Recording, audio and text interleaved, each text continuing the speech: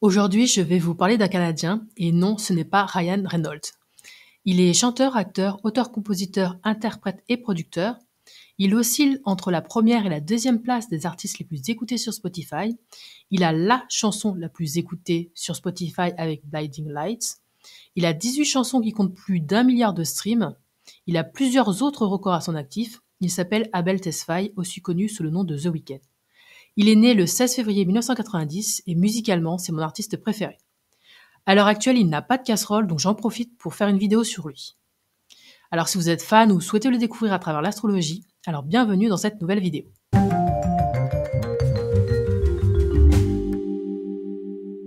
Aujourd'hui, comme vous l'aurez compris, on va parler de The Weeknd. Je vais faire un rapide tour de son thème de naissance et puis on va regarder ce que sa révolution solaire 2025 lui réserve. C'est parti.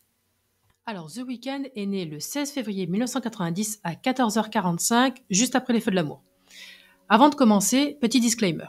Je ne connais pas personnellement The Weeknd, donc ici je vais évoquer uniquement des potentiels. Je vais aussi osciller entre de la domiciliation Placidus et signe entier. À l'écran, vous verrez la domiciliation Placidus. Et la domiciliation signe entier, en fait, c'est un signe égale une maison. Donc ici, le signe du cancer, c'est la maison 1. Le lion, c'est la maison 2. Et ainsi de suite jusqu'au Gémeaux, qui est la maison 12. Donc on va commencer par regarder son ascendant qui est en Cancer dans le même espace que Jupiter et Chiron. Donc l'ascendant en Cancer, ça confère à The Weeknd une sensibilité profonde et une forte connexion à ses émotions qu'il canalise notamment à travers son art. Ce placement, ça lui donne une image publique à la fois mystérieuse et vulnérable, renforcée par une capacité à toucher directement les émotions de son public. Jupiter en maison 1, ça amplifie son charisme et ça lui confère une aura magnétique. Cet astre favorise aussi la chance et l'expansion personnelle, permettant à The Weeknd d'attirer naturellement des opportunités. Il peut également indiquer une quête de sens et de dépassement de soi que lui explore souvent dans ses paroles et son esthétique musicale. Chiron dans cette même maison suggère une blessure identitaire, un sentiment d'être en décalage avec le monde, avec les autres, ou même une difficulté à trouver pleinement sa place. Cette blessure, elle devient néanmoins une source de sagesse, de force et de créativité qui peut alimenter les thèmes qu'il exploite, les thèmes de la mélancolie et de l'introspection. Ensuite, on voit qu'il a, donc le maître d'ascendant, c'est sa lune en Scorpion, qui est en conjonction à Pluton et qui est dans le même espace que la lune noire en maison 5. Donc la lune en Scorpion, ça accentue l'intensité émotionnelle et la capacité de transformation. Ça lui donne aussi ce côté mystérieux. Ce placement, ça peut indiquer que The Weeknd ressent les choses avec une profondeur exceptionnelle, ce qui transparaît dans son univers musical, souvent empreint de passion, de souffrance et de mystère.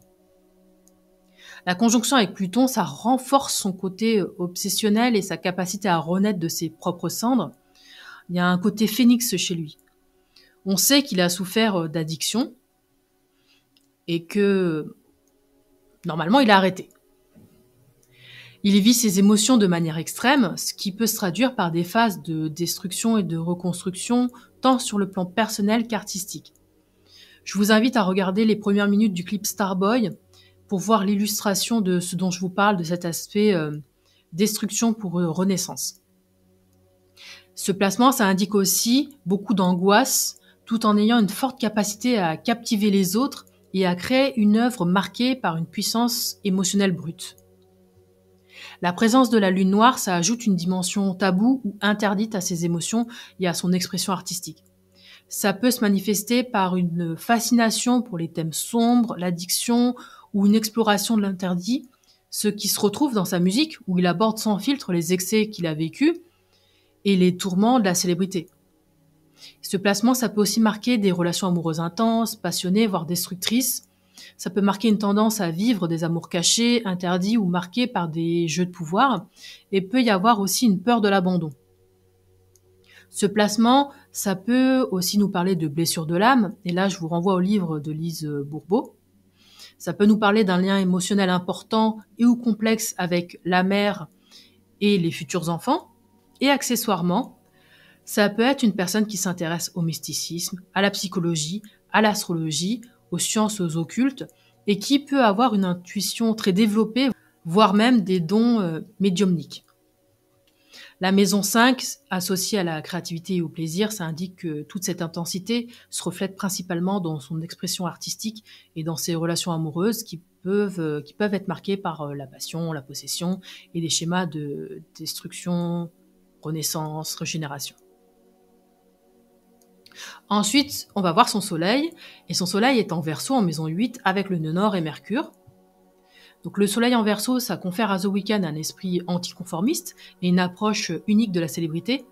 Ce placement, ça renforce son attrait pour l'expérimentation et l'innovation, ce qui se reflète dans son esthétique musicale et ses œuvres toujours en évolution. Le nœud nord en Verseau en maison 8, ça indique que sa destinée, elle est profondément liée à la transformation et au dépassement des limites. Il est appelé à explorer les profondeurs de la psyché humaine, ou même de sa psyché à lui, à briser les conventions et à se renouveler en permanence. Cette maison 8 est aussi associée au thème de la sexualité, du pouvoir et de la mort symbolique, des sujets récurrents dans ses œuvres. Mercure en maison 8, ça lui confère un esprit acéré et une grande capacité à analyser le monde qui l'entoure avec une profondeur particulière et unique. Il peut aussi indiquer une communication qui touche au mystère, au non-dit, aux vérités cachées. Et ces paroles sont souvent empreintes de sous-entendus et de jeux de lumière et d'ombre, ce qui renforce l'aura mystérieuse qui entoure The Weeknd. Enfin, on a ce stellium en Capricorne. Et ce stellium en Capricorne en maison 7 avec Uranus, Mars, Neptune, Saturne et Vénus, ça indique que ses relations, professionnelles comme amoureuses, jouent un rôle central dans sa vie. Donc Uranus, ça apporte une certaine instabilité, de l'originalité, de l'excitation, de l'excentricité même dans ses partenariats, et il peut être attiré par des relations atypiques ou hors normes. Mars en Capricorne, ça lui donne une ambition et une discipline de fer. Il peut agir avec stratégie et patience, ce qui lui permet de bâtir une carrière solide. Neptune, ça ajoute une dimension idéaliste et artistique aux relations qu'il noue, mais peut aussi indiquer des illusions ou des désillusions dans ses partenariats, aussi bien amoureux que professionnels. Et Saturne, qui est le maître du Capricorne, ça structure cet amas planétaire et ça confère une grande rigueur.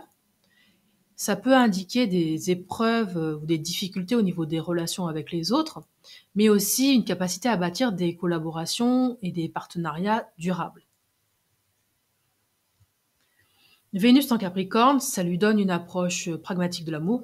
Il peut être réservé dans l'expression de ses sentiments, mais rechercher une stabilité affective malgré son image d'homme insaisissable. La maison 7 étant celle des relations, ce stellium montre que sa réussite passe par une grande partie par ses collaborations et ses interactions avec autrui.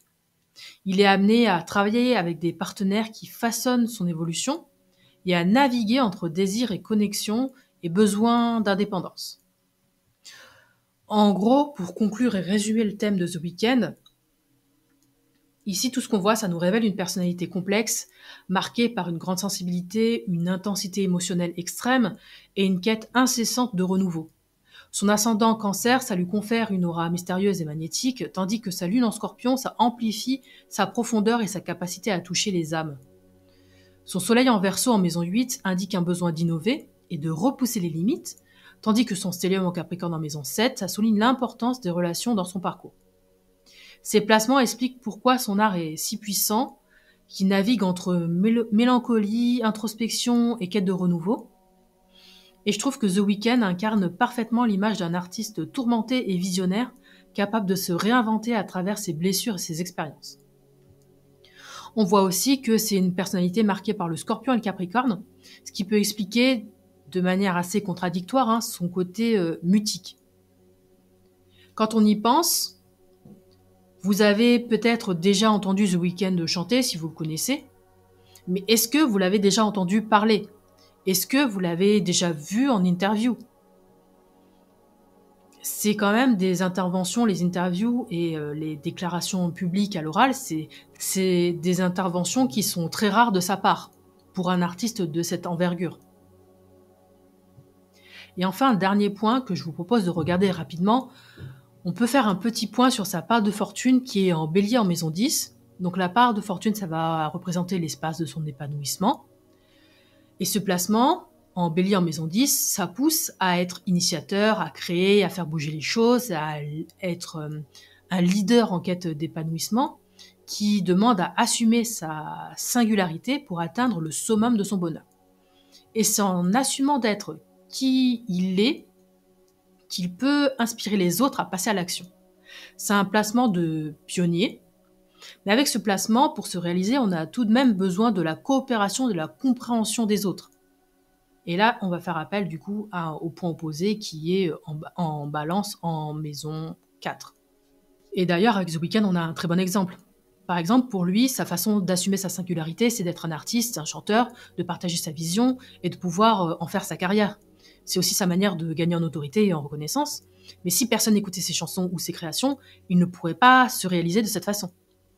Aussi, si on regarde son thème, on voit que le Chiron en opposition à son Stellium en Capricorne, pour moi, je pense que ça montre qu'il a besoin aussi des autres pour guérir personnellement et pour aller au-delà de sa blessure identitaire, pour se sentir accepté et aussi pour surmonter ce sentiment de décalage par rapport aux autres. Par contre, il faudra peut-être qu'il fasse attention à ne pas devenir dépendant de ce regard des autres et qu'il apprenne aussi à s'accepter par lui-même au quotidien. Si vous aimez ce contenu et souhaitez en voir plus, vous pouvez me retrouver sur mon blog et mes réseaux, lien dans la description sous la vidéo. Dans la description, vous trouverez aussi le lien vers ma boutique. Dans la boutique, vous trouverez votre horoscope 2025 téléchargeable gratuitement, votre calendrier lunaire 2025 et votre astroplanner digital 2025 aussi téléchargeable gratuitement. Et si vous souhaitez aller plus loin, je propose aussi des lectures de thème astral, des prévisions sur 12 mois et aussi des prévisions par rapport à votre transit de Pluton en Verseau. Enfin, si vous êtes débutant, vous trouverez aussi un ensemble de fiches récap des basiques de l'astrologie pour vous aider à mieux comprendre votre thème natal. Passons maintenant au vif du sujet. Regardons maintenant ce que 2025 lui réserve. Donc sa révolution solaire, elle est effective à partir de sa date anniversaire, donc le 16 février 2025. À partir de cette date-là, il va rentrer en année profectée 12. Donc la maison 12 pour lui, c'est les Gémeaux. Le maître des Gémeaux, ça va être Mercure.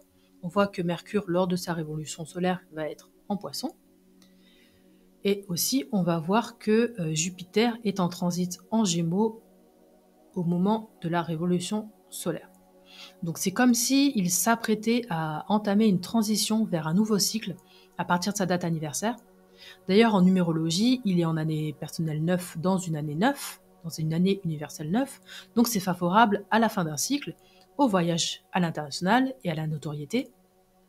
On voit d'ailleurs une réception mutuelle entre le maître de son année profectée, Mercure, qui est aussi le maître de sa révolution solaire, et la planète dépositaire du maître, donc la planète dépositaire de Mercure. Ici, c'est Jupiter parce que Mercure est en Poisson. Et on voit que Jupiter est en Gémeaux, ce qui vient mettre en avant et renforcer les thèmes de l'ailleurs, de la fin de cycle, de la transition, du renouveau, de la régénération, de nouveaux apprentissages, d'un nouvel idéal ou encore de la légitimité. Et jusque-là, au moment où je tourne cette vidéo, on est le 31 janvier. Donc jusque-là, avec Jupiter en Taureau Gémeaux, il est possible qu'entre mai 2023 et février 2025, il ait travaillé sur ses aspirations, qu'il ait formé de nombreuses collaborations et se soit bien et beaucoup entouré pour ses projets et ses ambitions. D'ailleurs, c'est sur cette période qu'il a sorti des chansons comme One of the Girls avec Jennie des Blackpink et Lily Rose Depp. Il a aussi sorti Popular avec Madonna. Il a sorti Timeless, sur lequel Pharrell Williams a travaillé. Il a sorti Sao Paulo avec Anitta. Et sur son dernier album, on retrouve beaucoup de collaborations avec notamment Travis Scott, Florence and the Machine, Lana Del Rey, Future ou encore Justice. Il a même prévu de sortir un film du même nom que son album, donc Hurry Up Tomorrow. Et je trouve que ça fait très axe Taureau-Scorpion, avec peut-être une envie de laisser une empreinte ou une trace créative qui va marquer la communauté. Un peu comme Thriller de Michael Jackson. Je pense qu'à travers son dernier album, qui est sorti aujourd'hui, on voit sa contribution auprès des autres. C'est un petit peu comme si, il laissait, c'était un peu sa legacy, son héritage. Et à partir du moment où il va rentrer en année profectée 12, donc à partir du 16 février 2025, je vois deux potentiels.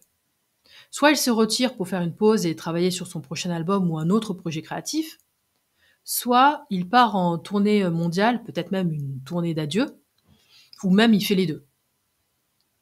Par contre, s'il part en tournée, je me demande si ça va pas le faire entrer en surmenage ou même impacter son bien-être. D'ailleurs, à partir du moment où il va rentrer en année profectée 12, il faudra qu'il prête attention à tous les transits de Mercure et surtout les rétrogrades de Mercure, donc entre le 15 mars et le 7 avril, entre le 18 juillet et le 11 août, et entre le 9 novembre et le 29 novembre 2025.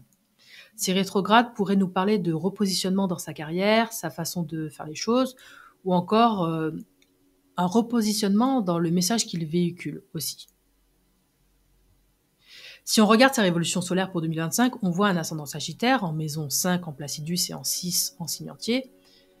Ça signifie que son année 2025 devrait être en continuité de l'année 2024 et l'année 2026 devrait être en continuité de l'année 2025 parce que j'ai regardé sa prochaine révolution solaire et le maître de l'ascendant de sa prochaine révolution solaire, ce sera aussi un signe mutable et ce sera les Poissons.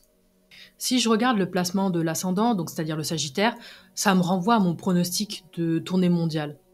Et pour référence, je fais cette vidéo le 31 janvier 2025. À ce jour, il n'y a pas eu d'annonce de tournée, seulement son album qui est sorti aujourd'hui. Et d'ailleurs, je vous recommande d'aller l'écouter parce qu'il est vraiment bien. Et sur certains titres, moi, il m'a fait penser vocalement à Michael Jackson. Et c'est pas la première fois que The Weeknd me fait penser à Michael Jackson dans ses interprétations. Avec le Sagittaire qui parle de voyage, d'étrangers, d'aventure et de transmission, mais aussi avec cette maison 5 qui nous parle de créativité, de plaisir, d'expression, de flirt, et avec cette maison 6 qui nous parle du quotidien, du travail, mais aussi du bien-être, on peut avoir plusieurs possibilités qui découlent pour lui cette année. Soit il prend beaucoup de plaisir dans son travail, il peut aussi prendre beaucoup de plaisir à faire des tournées, à voyager pour un but professionnel. Il peut aussi trouver l'inspiration, ça peut nourrir sa créativité de voyager. Il peut rencontrer quelqu'un, que ce soit dans un but romantique ou professionnel, et il peut aussi commencer à produire de nouveaux artistes, peut-être. Il peut y avoir cette idée de passage de flambeau. Par contre, avec cet ascendant Sagittaire en signe mutable, c'est une année qui me paraît aussi très mouvante, très instable. Il va peut-être falloir que The Weeknd trouve un équilibre de bien-être, qu'il trouve le bon dosage et qu'il veille aussi à ne pas trop donner aux autres, car le maître de la révolution solaire de 2025, c'est Jupiter, et il est quand même sous le descendant en Gémeaux. D'ailleurs, ce placement de Jupiter sur le descendant en Gémeaux, ça me fait penser que peut-être que c'est quand il est en tournée qu'il se sent à l'aise, qu'il se sent bien, qu'il se sent chez lui, et qu'il peut le mieux s'exprimer et exorciser ses démons d'une certaine façon. Avec ce maître de révolution solaire en Gémeaux en maison 11-12, on peut imaginer qu'il va vivre une année d'échange, d'interconnexion, une année dynamique, où il peut apprendre beaucoup. C'est une période adaptée pour tout ce qui est commercial, négociation, mobilité, transmission, communication. Mais attention à la dispersion, à la surstimulation. Attention à bien prendre le temps de se ressourcer pour éviter le burn-out. Je pense que cette année, il peut atteindre un nouveau palier dans sa carrière, un nouveau palier dans sa créativité et transcender son image, son statut. Il peut être très inspiré, avoir de bonnes idées et même nous sortir peut-être un deuxième album dans l'année. Mais avec ce Mercure en Poisson, je dirais attention aux illusions, aux fausses promesses, aux tromperies. Et il pourrait y avoir de nouveaux départs par rapport à des personnes qui le considèrent comme sa famille, ou de sa famille, ou même des partenaires, ou avec qui il partage des ressources. Des nouveaux départs ou simplement juste des départs, des séparations. Avec ce Mercure en Poisson, il faudra aussi qu'il pense éventuellement à se mettre des limites, à structurer et à réfléchir sa communication, à analyser les contrats pour éviter les éventuels problèmes juridiques. Ensuite, je vais regarder ce nœud sud qui est en conjonction avec le milieu du ciel de la révolution solaire de The Weeknd. Ça peut parler de devoir laisser partir une figure importante qui l'a soutenu dans sa carrière, dans ses ambitions, et de devoir construire un nouveau socle, une nouvelle stabilité, un nouvel entourage. Ou ça peut aussi signifier qu'il va passer à autre chose dans sa carrière et qu'il veut peut-être construire quelque chose de nouveau, exprimer sa créativité différemment. J'ai l'impression qu'il s'intéresse beaucoup au cinéma, à la télévision, et peut-être que c'est une nouvelle voie qu'il souhaite emprunter, ou encore peut-être qu'il a envie de se concentrer sur sa vie de famille, qu'il a envie de construire la sienne et d'avoir un enfant, ou encore qu'il va nous sortir un autre album encore une fois. Avec ces placements, il va certainement aller vers de nouveaux projets qui l'intéressent, qui l'inspirent et qui représentent un nouveau challenge créatif pour lui, et à travers lesquels il pourra marquer et inspirer et pourquoi pas surprendre les gens. Potentiellement, on parle d'un projet personnel sur lequel il travaille depuis mars 2023 et qui sortirait quand Saturne ira en bélier et qu'il sera sur son MC vers fin mai 2025. Voilà pour ce tour d'horizon autour de The Weeknd. J'ai hâte de savoir qu'est-ce que vous en avez pensé. Est-ce que vous avez aimé la vidéo? Est-ce que vous avez aimé ce type de format? Comme vous le voyez, j'essaye d'innover dans ce que je propose. Je vous propose de nouvelles idées et j'ai hâte d'avoir vos retours pour savoir si je continue ce type de vidéo ou s'il faut que je continue mon exploration de concepts. Merci d'avoir regardé cette vidéo et je vous dis à bientôt.